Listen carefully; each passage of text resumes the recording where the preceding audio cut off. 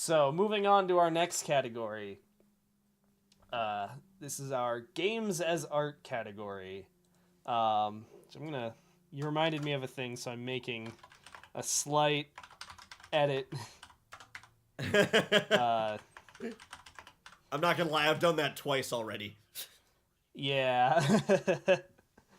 Just thinking about stuff. But yeah, the games as art category. The category where I'm really trying.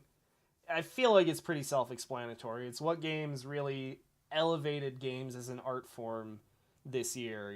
That took them beyond just being like essentially action movies and popcorn schlock into places they'd never been, and made them more interesting as pieces of art and more culturally valuable, I guess. It's hard to explain, but the fucking artsy fartsy games that we thought were cool, or that made more people realize, hey, video games are, we should take them a little more seriously. They're not just for kids. And at number 3, because Johnny reminded me that it exists and that it's a really good game, What Remains of Edith Finch. Yeah, and like a lot of people are not, the term walking simulator has been bandied about in the last couple years, and there's a lot of old grognards who are like, yeah, these aren't games, fucking, you don't even kill anybody. And I love pissing people like that off. So, yeah. For my bronze medal, definitely What Remains of Edith Finch. It takes gaming into places, like the idea of a game where you're not a space marine killing giant insects or something. Like, that's really cool and refreshing. And just the presentation in that game is beautiful. The way it's put together, is gorgeous. The environments, like, it's a really solid, really good game. It's really engaging. It's open to a lot more people. It says a lot more than aliens are bad. So yeah, fucking good ass game there, bud. Second place, the silver medal, for games as art. For me, because I'm corrupt and I have preferences, goes to Hellblade: Senua's Sacrifice. Yeah, that is a game that really got into people's heads, for a lot of reasons. The whispers in the back of your headphones, for example. But it's a game that also, it tackled like mental health issues in a really interesting way in games. It didn't make the character just, I'm crazy. It wasn't like a, like, as much as I love Vampire the Masquerade Bloodlines, and as fun and interesting and cool as it is to play a Malkavian in that game, it wasn't as, it wasn't cartoony and played for laughs the way, mental health is usually played in games. The way, Senua's Sacrifice, the ways in which it presents itself to you to fuck with your own brain to make you think you're going crazy is really, really cool. And it's something that, people should play this game, especially like, people who, like, for example, like, I have friends who have some mental health issues and they love this game. Because for them, it's like this highlights like what they're going through in their life. It really opens their experience up to other people in a way that, just telling somebody about it, can't. You can spend a million words describing, oh, I feel terrible and this and that, but it's not necessarily going to get through to people, the way you want it to, because it's, words are kind of a limited medium. So yeah, Hellblade really pushed the medium in an interesting direction, and it's just a really cool game. It's a lot better and more interesting than I expected it to be from a game from the Ninja Gaiden people. Or did they do DMC Devil May Cry? Or both. I forget who. I can't remember what was the dev name. It's Team Ninja Theory. It's either Team Ninja or Ninja Theory. I always forget because ninjas. But I think it's Ninja in any Theory. case, Team Ninja is that. I mean, that's owned by Tecmo. Like, that's. or Techno Yeah. Koei at this point. Yeah. Oh, that's right. Yeah. But yeah, so Hellblade: Senua's Sacrifice, good fucking game there, dude. But at number 1, gold medal, Nier Automata, because it's about. I mean, 2B is a work of art.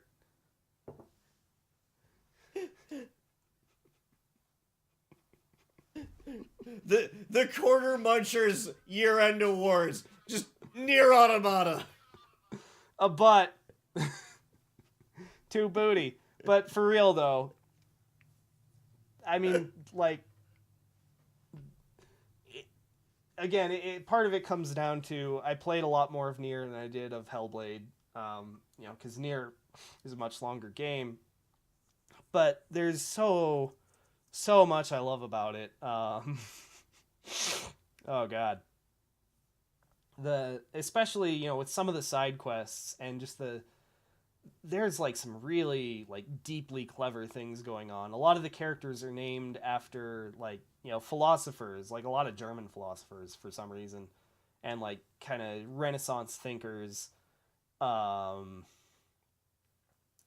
like there's a robot named Engels, as in Marx and Engels, the guys who wrote the Communist Manifesto. And that robot is literally the means of production. He is a factory. That's fucking clever. And there's so many little things like that really show how smart Yoko Taro is and like how much work he put into this game. And just the stories like in the side quests and how fucking tragic everything that happens in the game is. It's so goddamn sad. And it's very, it's very philosophical. It's like watching Stalker, but with a really gorgeous, sexy robot with giant swords slicing things up while you're watching Stalker.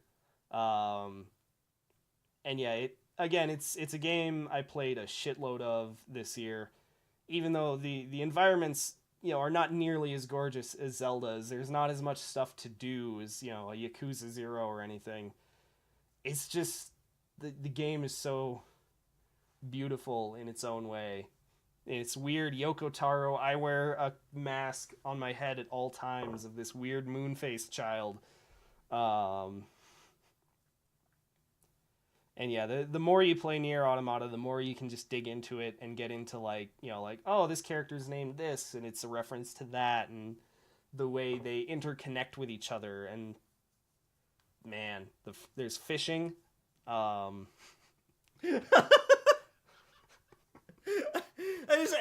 you just went through like, wow, yeah, this is a really cool kind of a game. I'd like to play this. And there's fishing. Could have just sat there and have been like, fuck yeah, I'll spend my money. Yeah. That's those are my picks. What have you got, Johnny? All right, in the games as art category, I just made a little kind of last minute thing. This number 3, this is one that I don't know how it picked up as much traction as it did, but I'm glad it did. Was Night in the Woods at my bronze medal. Yeah. Just in the narrative of everything, and like that sort of the coming of age, but in like this a much different, like much less 16 candles and more The Craft almost. Yeah. And just the animation and everything, and like the action of mini games and everything that really made it feel like, oh, I'm playing in a band now. I'm at band practice. Oh, I'm having an awful nightmare. Oh, I'm waking up, stumbling out of bed, grabbing my phone and checking the game's equivalent of AOL Instant Messenger, RIP. I'm glad it picked up the traction that it did. A lot of people did it because they're like, I can do a lot of the crazy voices that I can do. Look, people are using it as like a demo reel for trying to get voice acting jobs. Yeah. Great. It's art furthering art. I love it. Yeah. That's a game. That's one I really need to play that I just never, like, I think I own it already on Steam. I just never got around to it. Also, it's funny to think of, like how far we've come in like game technology, that nowadays like a game that doesn't have full voice acting is uncommon and weird rather than the other way around. Yeah. It's now like Oh yeah, everything, totally. so everything's acted. Yeah. In my silver medal goes to the artful presentation and gorgeous just immersion of what remains of Edith Finch. Um, Yeah. if we had an indie game of the year category, it would probably be up there, if not the winner for me. But especially in like the days where a lot of like these indie games are slowly taking over, like, wow, these are better than some AAA titles I've played. Yeah. But That's the thing. I kind of avoided the distinction of, I didn't want to put indie aside to make it its own thing, because a lot of awards shows you get. Completely agree. Yeah, you get a lot of like game awards type things where they pick their indie games of the year, and then indie games are out of every other conversation. So I wanted it to just be fucking games, AAA, indie, whatever you want. Like, I almost put like Hollow Knight in a lot more categories than I did. Yeah, well, like that's one of the things that I loved. I think it was 2014 when Game of the Year in a lot of publications was Journey. Yeah. By leaps and bounds over like so much big AAA shit that came out this year. This indie title that was just gorgeously drawn gets the recognition it deserved. Loved it. Yeah. Yeah. And here we go with this theme here. My games as art number one is Cuphead. In the fact that 7.5 years of implementing hand-drawn everything, and the old 1940s film filter and the soundtrack, it's just pure artful, and it's a borderline nostalgia trip, but you remember watching cartoons like that, you remember playing games like the old run and guns and things like that. It's gorgeous the way they did it. Perfect. Yeah, as a literal work of art, it is easily one of the most like beautiful and compelling games that came out this year. Just to look at, like, just looking at like the animations and like all the drawings that they did is fucking insane for that game.